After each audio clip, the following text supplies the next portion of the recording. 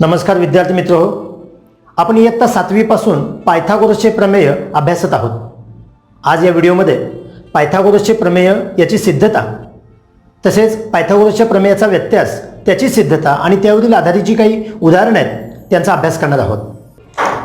तर आपण पायथागोरसचे प्रमेय इयत्ता 7वी पासून काय पाहतोय पहा की काटकोन त्रिकोणात कर्णाचा वर्ग हा इतर दोन बाजूंच्या वर्गांच्या बेरजे इतका असतो. काटकोन त्रिकोण आपण जर पाहिला तर काटकोन त्रिकोणामध्ये जो काटकोन असतो त्यासमोरील बाजूला आपण कर्ण असं म्हणतो आणि या कर्णाचा वर्ग हा इतर दोन बाजूंच्या वर्गांच्या बेरजे इतका असतो. असा हा पायथागोरसचा सिद्धांत म्हणजेच पायथागोरसचं प्रमेय आहे. आता आपल्याला हे सिद्ध करून दाखवायचं आहे. मग सिद्धता आपण लिहित असताना साहजिकच आहे याचा पक्ष आणि साध्य लिहिणार. मग पक्ष लिहित असताना आपल्याला प्रश्नामध्ये जी माहिती आहे ती म्हणजेच आपल्याला हा काटकोन त्रिकोण दिलाय एवढीच इथं आपल्याला माहिती आहे.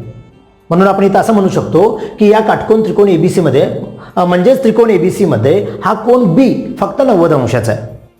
म्हणजेच कोन ए बी सी हा कोन काटकोन आहे एवढीच आपल्याला माहिती आहे. आणि यावरून आपल्याला साध्य करायचं आहे तो म्हणजे कर्णाचा वर्ग म्हणजेच या बाजू एसीचा वर्ग हा बाजू एबीचा वर्ग आणि बाजू बीसीचा वर्ग यांच्या बेरजे इतका असणार आहे. म्हणून इथं पक्ष आणि साध्य लिहिलेलं आहे पहा की त्रिकोण एबीसी मध्ये कोन एबीसी हा 90 अंशाचा आहे. तेव्हा आपल्याला साध्य असं करायचं आहे की कर्णाचा वर्ग हा इतर दोन बाजूंच्या वर्गांच्या बेरजे इतका असतो. आता कोणतीही सिद्धता सिद्ध करत असताना बऱ्याच वेळेला आपल्याला रचनेची आवश्यकता भासते. आता या त्रिकोणामध्ये जर आपल्याला रचना करायची असेल तर ती कशा पद्धतीने करता येते हे थोडंसं तुम्हाला अधिक स्पष्ट होण्यासाठी तुम्ही यापूर्वी जे प्रमेय शिकलेलं आहात भूमितीमध्याचं जे प्रमेय आहे थेरम ऑन जॉमेट्रिक मीन त्याची थोडीशी आठवण करून देतोय जेणेकरून इथं रचना अशीच का करायची हे तुमच्या बऱ्यापैकी लक्षात येईल. तुम्ही यापूर्वी काय शिकलाय पहा, थोडीशी एक स्लाइड दाखवतोय ज्यामध्ये आपण भूमितीमध्याचं प्रमेय जे पुस्तकामध्ये तुमच्या आहे ते थोडंसं इथं दाखवलंय. हे प्रमेय काय सांगतं की आपला हा जो भूमितीमध्ये क्यूएस आहे याचा वर्ग म्हणजे हा पी एस आणि एस आर या दोन रेषाखंडांच्या गुणाकारा एवढा असतो. नेमकं ही सिद्धता सिद्ध करत असताना तुम्ही काय केलेलं आठवते का पहा की याचा वर्ग या दोघांच्या गुणाकारा एवढा येतो. याचाच आपण उलट पक्षी जरा थोडा विचार केला तर काय होईल पहा, हा क्यूएसचा वर्ग आहे म्हणजेच क्यूएस गुणिले क्यूएस आहे. म्हणजेच हा गुणाकार आणि हा गुणाकार सारखा आहे. मग हा गुणाकार सारखा केव्हा येतो, गुणाकार सारखा तेव्हाच येतो जर त्यांचं गुणोत्तर सारखं असेल तर. म्हणजे गुणोत्तर सारखं आहे म्हणून गुणाकार सारखा. पण गुणोत्तर सारखं केव्हा असतं, जर ते त्रिकोण समरूप असतील तर. म्हणून आपण जे काटकोन त्रिकोणांची समरूपता हे अभ्यासलेलं होतं त्यानुसार आपल्याला दोन त्रिकोण समरूप दाखवावे लागतील. अशी उदाहरणं तुम्हाला पुस्तकामध्ये बऱ्याच ठिकाणी आढळतात. आपण पहिलं जे प्रकरण आहे समरूपता त्यामध्ये एखादं उदाहरण सोडवलं असेल तर तुम्हाला जाणवलं असेल पहा त्यामध्ये अशा प्रकारची काही गणितं होती. ज्या गणितामध्ये इथं असं सांगितलेलं आहे की सी एचा वर्ग म्हणजे सी बी गुणिले सी डी हे सिद्ध करा. नेमकं इथेही आपण त्याच पद्धतीने जर विचार केला की सी एचा वर्ग आहे म्हणजे सी ए गुणिले सी ए आणि इथं आहे सी बी गुणिले सी डी. मग आपण हे उदाहरण सोडवत असताना काय करत होतो की हा गुणाकार केव्हा सारखा येईल, जर त्याचं गुणोत्तर सारखं असेल तर. मग ते गुणोत्तर केव्हा सारखं येईल, जर त्रिकोण समरूप असतील तर. म्हणून पहिल्यांदा आपण टार्गेट पकडलं की इथं जे त्रिकोण दिसतात त्यातले दोन त्रिकोण समरूप दाखवायला हवेत. मग त्यासाठी तुम्ही हे जे त्रिकोण आहेत त्यामध्ये दोघांमध्ये सी हा कॉमन कोन होता जो सामायिक कोन होता. इथला हा डी कोन आणि इथला हा ए कोन मोठ्यामध्ये. म्हणजे याची सिद्धता ती इथं सांगत नाही, फक्त मी फास्टमध्ये तुम्हाला आठवण करून देतोय की इथं आपण हा ट्रायंगल हा जो त्रिकोण सी डी ए आहे किंवा सी ए बी आहे तो आपण समरूप दाखवला आणि त्याच्या आधारे ही सिद्धता दाखवली.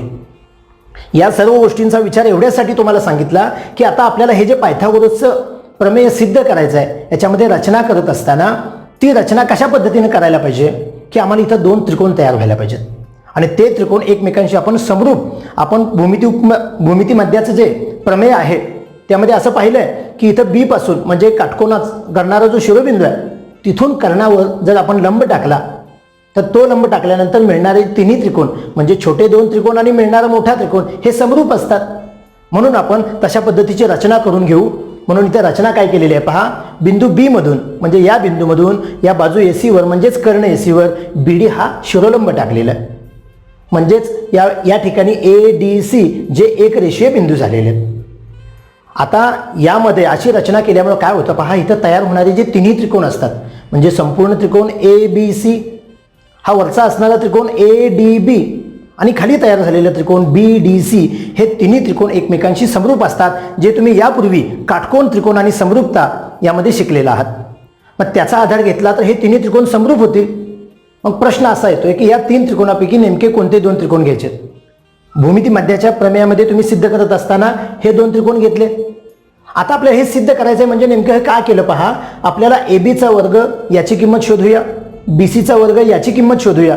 ती शोधत असताना मगाच्या त्रिकोणाप्रमाणे म्हणजे आपण 2-2 त्रिकोण निवडायला पाहिजेत. आता समजा ABचा वर्ग तुम्हाला याची किंमत काढायची असेल तर ही AB बाजू कोणकोणत्या त्रिकोणामध्ये आहे त्याचा विचार करायला पाहिजे. संपूर्ण त्रिकोणाचा विचार केला तर त्यामध्ये AB बाजू आहे. हा वरील त्रिकोण घेतला ADB, त्यामध्ये AB बाजू आहे. म्हणजे आपण सर्वप्रथम संपूर्ण त्रिकोण आणि हा वरील त्रिकोण म्हणजे ADB त्रिकोण हे समरूप दाखवायला हवेत. म्हणून सिद्धता लिहित असताना आपण तिथूनच सुरुवात करायची आहे. पहा की काटकोन त्रिकोण ABC मध्ये इथं BD हा लंब आहे, जो AC ला लंब आहे, जी आपण रचना केलेली आहे ते सिद्धतेमध्ये प्रथम आपण लिहून घेऊ.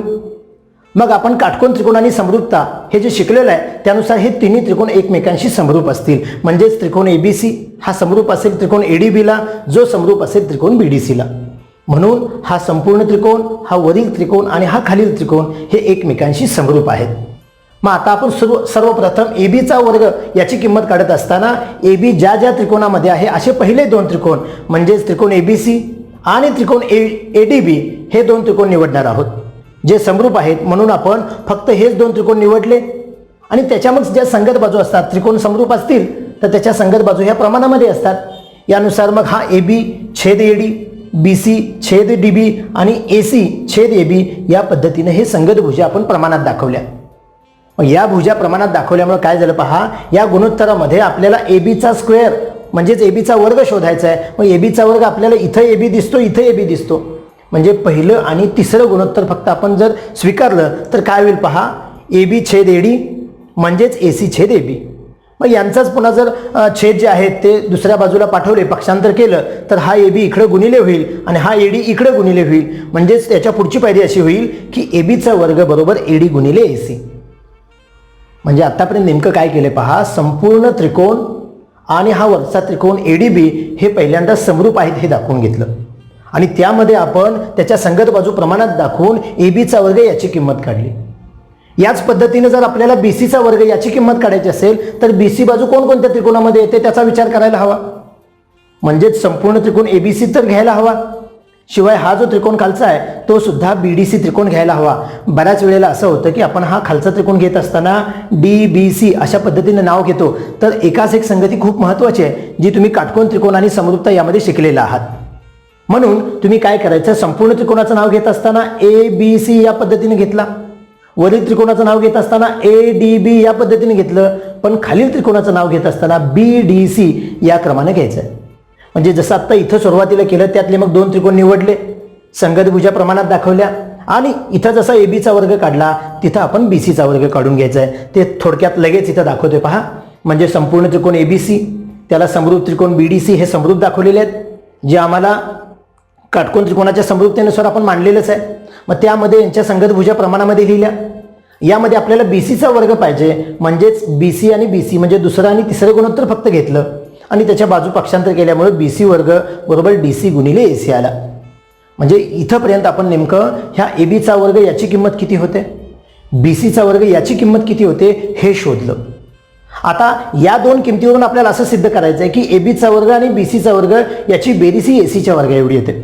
थोडंसं मी काय करतो, ह्या ज्या शेवटच्या 2 पायऱ्या आहेत त्या फक्त ठेवतोय आणि आकृती ठेवतोय, बाकीचा भाग थोडासा हाईड करतोय. पहा, म्हणजे आता आपण ABच्या वर्गाची किंमत काढलेली आहे. म्हणजे जो ABचा वर्ग आला तो AD गुणिले AC आला आणि जो BCचा वर्ग आला तो DC गुणिले AC आला. आपल्याला मुळात जे सिद्ध करायचं आहे ते म्हणजे AB वर्ग अधिक BC वर्ग याची किंमत सिद्ध करायची आहे. म्हणजेच याला समीकरण नंबर 1 आणि याला समीकरण नंबर 2 जे दिलेलं आहे त्याच्या जर डाव्या बाजू पाहिल्या तर ABचा वर्ग आणि BCचा वर्ग होतो. म्हणजेच आपण समीकरण 1 आणि 2 यांच्या जर बाजूंची बेरीज केली, म्हणजे 1 मध्ये 2 मिळवलं, डाव्या बाजूमध्ये डावी बाजू मिळवू, उजव्या बाजूमध्ये उजवी बाजू मिळवू, म्हणजे समीकरण 1 आणि 2 यांची जर आपण बेरीज केली तर काय होईल पहा, ABचा वर्ग अधिक BCचा वर्ग, म्हणजे इथं AD गुणिले AC आहेच, अधिक DC गुणिले AC आहे. आता इथं गुणाकार अधिक गुणाकार या क्रिया आहेत अशा वेळी जर गुणाकार बेरजेच्या वेळी दोन वेगवेगळ्या, ही एक टर्म वेगळी झाली, ही टर्म वेगळी झाली, याच्यामध्ये जर एखादा सामायिक घटक किंवा सामायिक रेषाखंड येत असेल तर तो आपण घेतो. इथं AC सापडतो, आपल्याला इथं AC सापडतो.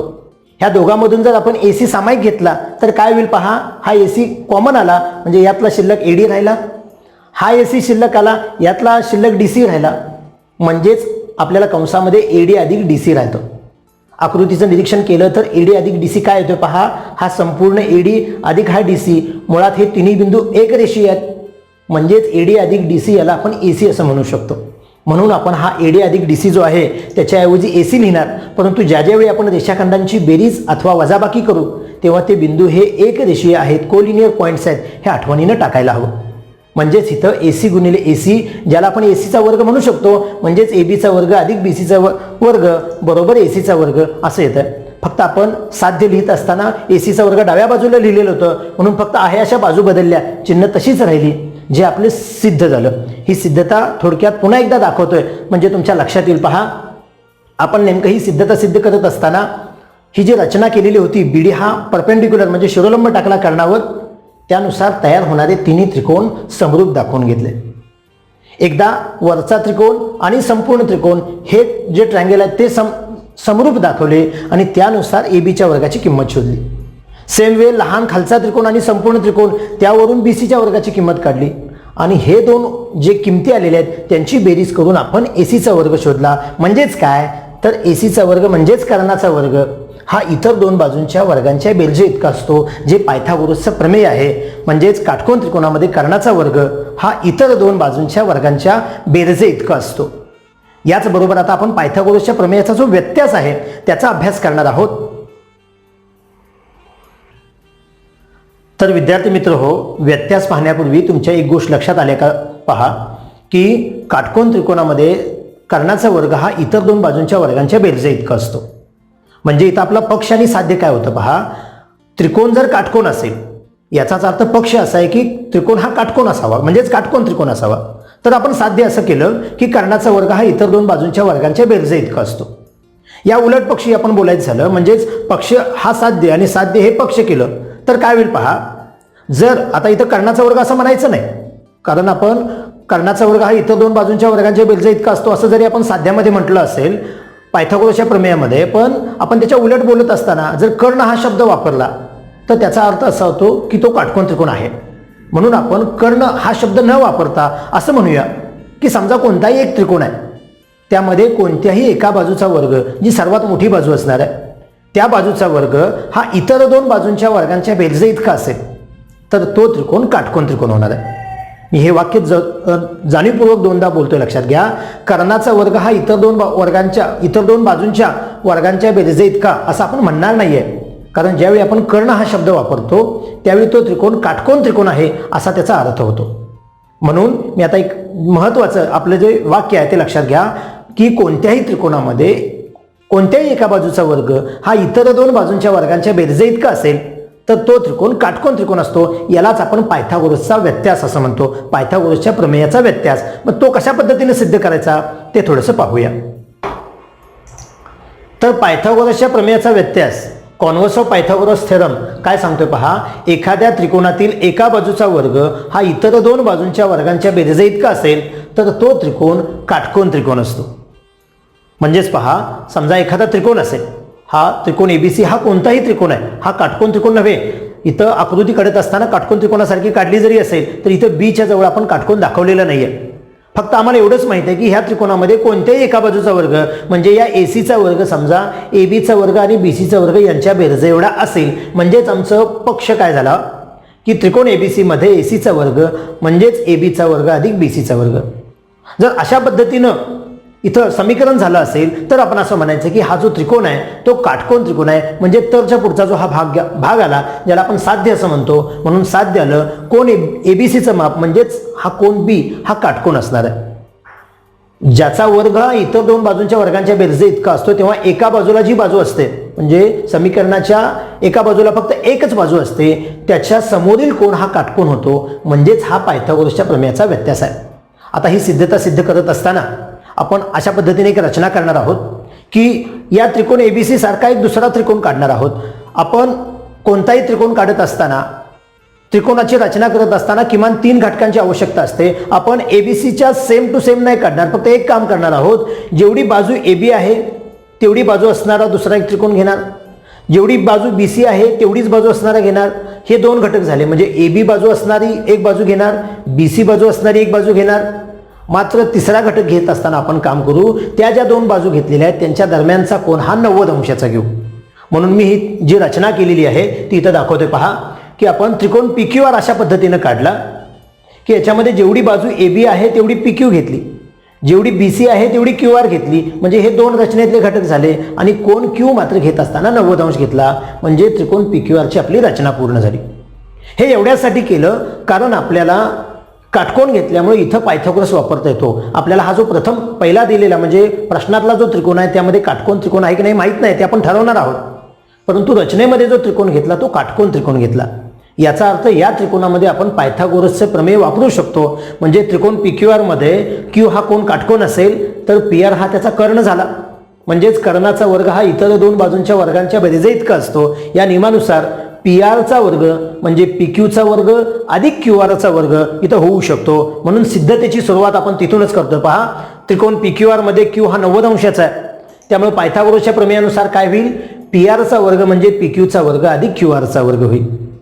परंतु आपण रचना करत असताना असं केलेलं आहे की PQ ही बाजू जी आहे ती AB एवढी घेतलेली आहे आणि QR ही बाजू जी आहे ती BC एवढी घेतलेली आहे. त्यामुळे आपण PQच्या ऐवजी AB आणि QRच्या ऐवजी BC घेऊ शकतो कारण आपण तशी ती रचना केलेली आहे.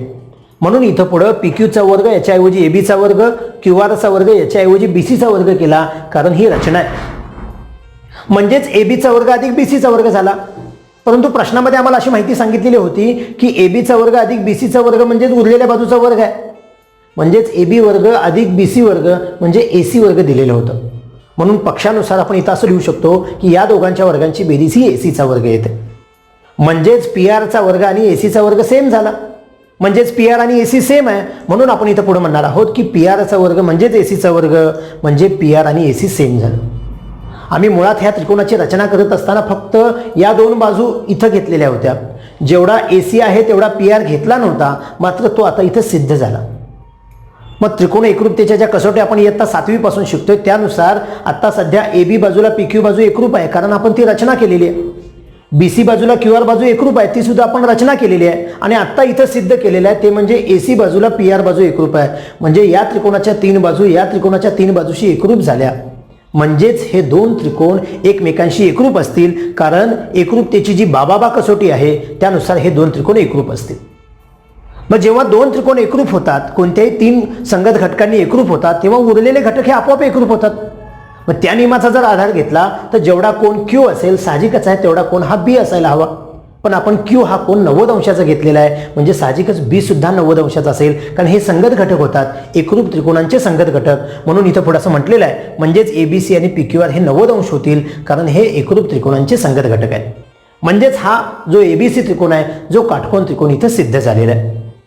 म्हणजे पायथागोरसच्या प्रमेयामध्ये काटकोन त्रिकोण दिला असता कर्णाचा वर्ग हा इतर 2 बाजूंच्या वर्गांच्या बेरजे इतका सिद्ध केला आणि यामध्ये आपण कोणत्याही एका बाजूचा वर्ग हा इतर 2 बाजूंच्या वर्गांच्या बेरजे इतका असेल तर तो त्रिकोण काटकोन त्रिकोण असतो हे इथं सिद्ध केलेलं आहे. आता आपण यावर आधारित जी काही उदाहरणं आहेत ती पाहूया. तर आपण पायथागोरसच्या प्रमेयावरील आधारित काही उदाहरणं इयत्ता 7वी पासून पाहिलेली आहेत. आता आपण थोडंसं वेगळं उदाहरण इथं पाहूया. इथे एक प्रश्न दिलेला आहे पहा. एका आयताची लांबी 24 सेमी असून त्याची रुंदी 10 सेमी आहे तर त्या आयताचा कर्ण किती? मी इथं ऑलरेडी अगोदर इथे एक आकृती काढून घेतलेली आहे. इथे एक आयत दाखवलेला आहे ABCD ज्याची लांबी 24 सेमी आहे आणि रुंदी 10 सेमी आहे. सर्वसाधारणपणे जेव्हा प्रश्नामध्ये आम्हाला आकृतीचं नाव दिलेलं नसतं आणि आपण स्वतः आकृती काढतो त्यावेळी सुरुवातीला आपण त्या आकृतीचं नाव आपण स्वतः दिल्याबद्दल आपण इथे लिहायचं आहे. समजा हा जो चौकोन ABCD आहे हा आयत आहे. म्हणजे आता हा आपण ABCD हा जो चौकोन काढलेला आहे तो आयत आहे म्हणजेच यातील प्रत्येक कोन हा काटकोन असेल. आता काटकोन आहे म्हणजेच आपण जर हा त्रिकोण पाहिला त्रिकोण ABC जी आयताची लांबी 24 सेमी आहे तीच या त्रिकोणाची एक बाजू आहे ज्याला आपण त्या त्रिकोणाचा पाया असं म्हणू आणि जी आयताची रुंदी आहे तीच या त्रिकोणाची उंची किंवा दुसरी बाजू आहे असं म्हणू. मग आपण पायथागोरसच्या प्रमेयानुसार असं शिकलोय की कर्णाचा वर्ग म्हणजेच इतर दोन बाजूंच्या वर्गांची बेरीज असते. मग तो नियम जर आपण इथं वापरला तर आपण इथं एसीची किंमत शोधू शकतो, म्हणजेच आयताचा कर्ण शोधू शकतो. म्हणून या संपूर्ण आकृतीपैकी फक्त आपण त्रिकोण एबीसी मध्ये पायथागोरसचं प्रमेय वापरणार आहोत. म्हणून आपण इथे लिहिणार आहे, म्हणून त्रिकोण एबीसी मध्ये, आता आपण त्रिकोण एबीसी मध्ये जर पाहिलं तर कोन बी हा 90 अंशाचा येतो, कारण तो आयताचा कोन आहे. त्यामुळं म्हणून पायथागोरसच्या प्रमेयानुसार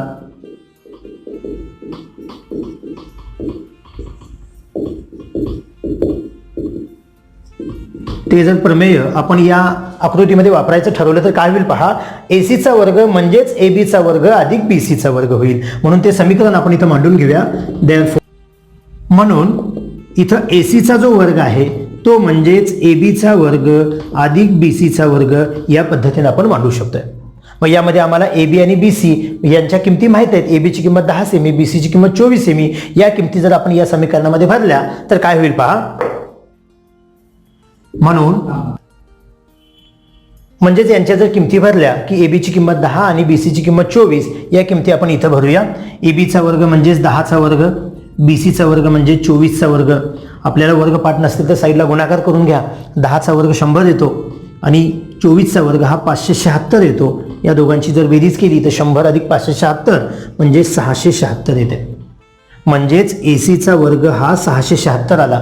मग 676 कोणाचा वर्ग आहे? ज्यांचे वर्ग पाठ आहेत ते 26चा वर्ग परदेशी म्हणतील. ज्यांचे वर्ग पाठ नसतील त्यांनी 676चे मूळ अवयव पाडा, त्यानुसार तुम्ही वर्गमूळ काढा, अथवा तुम्ही जे भागाकार पद्धतीने वर्गमूळ काढतो त्या पद्धतीने काढा. परंतु तुम्हाला त्यावेळी लक्षात येईल की एसीचा वर्ग म्हणजेच 26चा वर्ग, कारण 676 हा 26चा वर्ग आलेला असतो. एसीचा वर्ग म्हणजे 26चा वर्ग, याचाच अर्थ दोन्ही बाजूंची जर आपण वर्गमूळ घेतली तर एसी आम्हाला 26 मिळते किंमत, जी इथं एकक सेंटीमीटरमध्ये दिलेलं आहे. म्हणजेच एसी आम्हाला 26 सेमी मिळाला.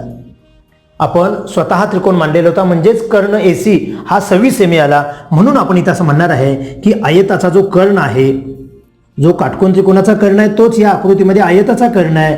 जो कर्ण असेल म्हणजेच 26 सेमी असेल. इथं आम्हाला आयताची लांबी आणि रुंदी दिलेली होती आणि त्यावरून आपण कर्ण काढला. हे झालं पायथागोरसच्या प्रमेयावरील आधारित उदाहरण. अशाच पद्धतीनं एक व्यत्यास यावरील आधारित उदाहरण पाहूया. किती वेळ झाला? पुढील प्रश्न काय पहा, एका त्रिकोणाच्या बाजू 6 सेमी, 8 सेमी व 10 सेमी आहेत, तर तो त्रिकोण काटकोन त्रिकोण आहे का ते ठरवा. जेव्हा त्रिकोणाच्या तिन्ही बाजू दिल्या असतील आणि आपल्याला तो त्रिकोण काटकोन त्रिकोण आहे की नाही ठरवायचा आहे, तेव्हा आपण पायथागोरसच्या प्रमेयाचा व्यत्यास वापरणार. आपल्याला व्यत्यासामध्ये काय सांगितलंय की कोणत्याही एका बाजूचा वर्ग हा इतर दोन बाजूंच्या वर्गांच्या बेरजे इतका असेल तर तो काटकोन त्रिकोण असतो. म्हणून आपण कोणत्याही एका बाजूचा वर्ग करत असताना सर्वात मोठी जी बाजू आहे त्याचा वर्ग करून घेणार आणि इतर दोन बाजू ज्या आहेत त्यांच्या वर्गांची बेरीज करणार. तुम्ही अगदी सर्वसाधारणपणे करणार असाल तर सुरुवातीला तिन्ही बाजूंचा वर्ग केला तरी चालतो, परंतु बेरीज करत असताना ज्या लहान दोन बाजू आहेत त्यांच्या वर्गाची बेरीज जरा आपण सेपरेट करून घ्यायची आहे. आता आपल्याला इथे ज्या बाजू दिलेल्या आहेत त्या 6 सेमी, 8 सेमी आणि 10 सेमी दिलेल्या आहेत. त्यानुसार आपण काय करतोय, पहिल्यांदा आपण सर्वात मोठी जी बाजू आहे, हवं तर इथं लिहिला तुम्ही तरी चालतं, सर्वात मोठी बाजू जी आपल्याला या त्रिकोणामध्ये सांगितलेली आहे ती म्हणजे 10 सेमी सांगितलेली आहे. याचाच अर्थ जर मग आपण 10चा वर्ग केला तर 100 येतो. मग आता ही किंमत जी आलेली आहे ह्याला आपण समीकरण 1 समजून चालू. आणि आता इतर ज्या दोन बाजू आहेत त्यांच्या वर्गांची बेरीज करू. आता इतर बाजू आपण इथं लिहिल्या तर काय होतात पहा, इतर बाजू त्या त्रिकोणाच्या उरलेल्या बाजू किंवा इतर बाजू ज्या आहेत त्या म्हणजे 6 सेमी व 8 सेमी आहेत. आता आपल्याला इतर बाजूंच्या वर्गांची बेरीज करायची आहे, म्हणजेच 6चा पण वर्ग आणि 8चा पण वर्ग यांची आपण बेरीज करू.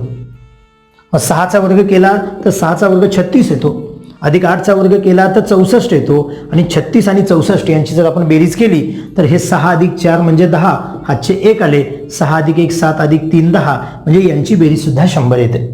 म्हणून इथं आपण म्हणू शकतोय की 6चा वर्ग अधिक 8चा वर्ग यांची बेरीज सुद्धा 100 आहे. समीकरण 1 आणि 2 आपण निरीक्षण केलं तर लक्षात येईल की याच्या उजव्या बाजू म्हणजे त्याची किंमत 100 आलेली आहे. म्हणजेच आम्ही समीकरण 1 आणि 2 वरून असं म्हणू शकतो की उजवी बाजू सारखी आहे, सेम आलेली आहे, म्हणजेच डावी बाजू सुद्धा समान आहे. याचाच अर्थ 10चा वर्ग हा 6चा वर्ग आणि 8चा वर्ग यांच्या बेरजे इतका आहे. म्हणजेच त्रिकोणाच्या कोणत्याही एका बाजूचा वर्ग हा इतर दोन बाजूंच्या वर्गांच्या बेरजे इतका आहे. म्हणजे हा काटकोन त्रिकोण आहे असं आपण म्हणू शकतो, कारण पायथागोरसच्या प्रमेयाचा तो व्यत्यास आहे. म्हणून आपण इथं म्हणणार आहे, म्हणून पायथागोरसच्या प्रमेयाच्या व्यत्यासानुसार पायथागोरसच्या प्रमेयाच्या व्यत्यासानुसार जो आपल्याला दिलेला त्रिकोण आहे तो हा काटकोन त्रिकोण आहे. दिलेला त्रिकोण, आता इथं त्रिकोणाचं नाव दिलेलं नाही, त्रिकोणाचं नाव दिलं असतं तरी आपण तसं लिहू शकतो. हा त्रिकोण म्हणू इथं या, हा त्रिकोण काटकोन त्रिकोण आहे.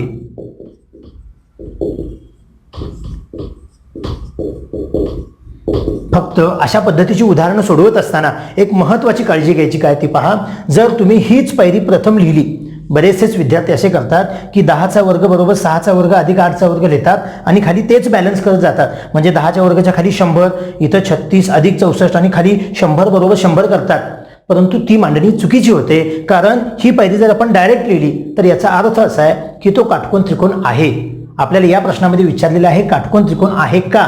मग आहे का ठरवत असताना याची किंमत आपण सेपरेट काढायची, याची किंमत सेपरेट काढायची आणि ते जेव्हा बॅलन्स होईल त्यावेळी आपण त्या समीकरणांच्या आधारे ते इक्वल दाखवणार. म्हणून हा दिलेला त्रिकोण हा काटकोन त्रिकोण आहे. अशा पद्धतीने हे उदाहरण सोडवलं जातं.